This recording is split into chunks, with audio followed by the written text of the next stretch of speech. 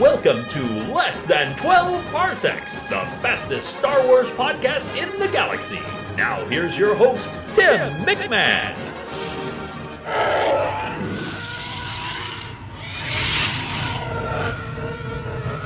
Hey, it's the last day of our week of listener-submitted topics. Yes, there is tomorrow, but Friday is always our weekly news roundup and recap, so I'm sorry.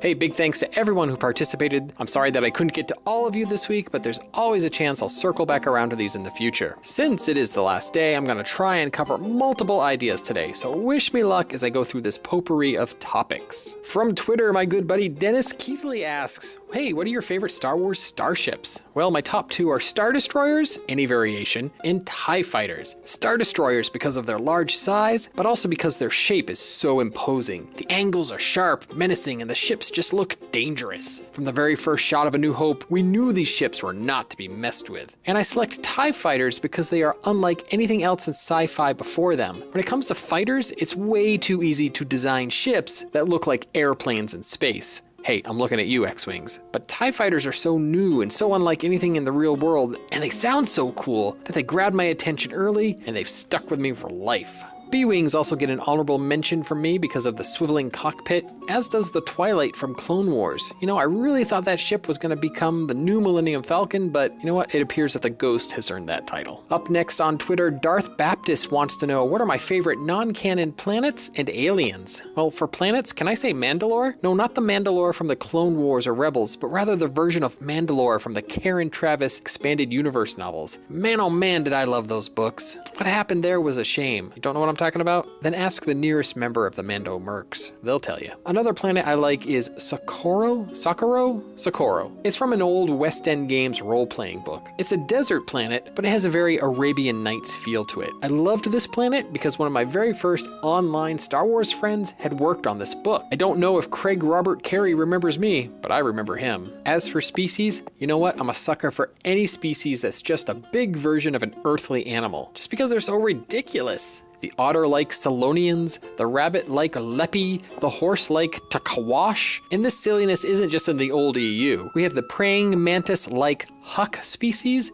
and the rat-like Tintina, who both can be found in the Mos Eisley Cantina. Hey, finally, Tim Carlson asks, what are my top 5 favorite Star Wars costumes? Let's run through these quickly. Number 1, Darth Vader, classic and menacing. You know what? I have to admit, I kind of like the original, more menacing Ralph McQuarrie design of his helmet, just a wee bit better, and I was very excited to see this design show up in Rebels. Number 2, I'm not sure if this counts, but I'm gonna say Chewbacca. And I'm referring to the costume worn by Peter Mayhew, not the costume worn by Chewie, because think about it, technically, Chewbacca is naked. Chewie's nude all the time. Ugh.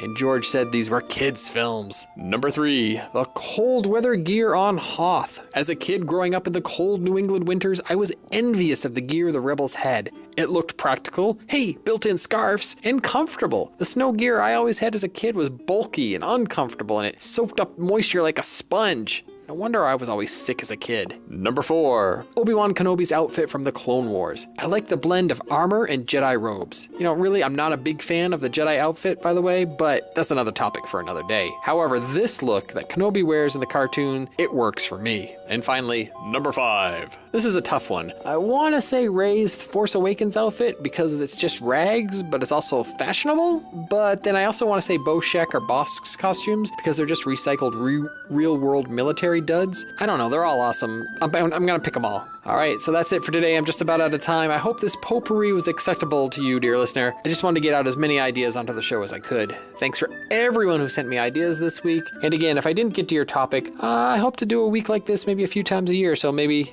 down the road. If you have any thoughts on the show today, I want to know. Email me at 12parsecs.podcast@gmail.com or connect with me on any of my social media accounts. All the links can be found on my website, 12parsecs.podcast.com. Thanks for listening. Ootini!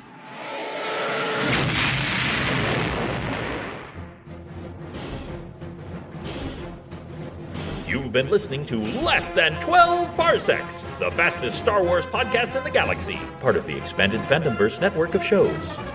For links and show notes, visit our website, 12parsecsPodcast.com. Follow Less Than 12 Parsecs on Twitter at 12parpod, on Instagram at 12parsecsPodcast, on Tumblr at 12parsecsPodcast, and find us on Facebook as well. And please let us know what you think. Email us at 12parsecsPodcast@gmail.com.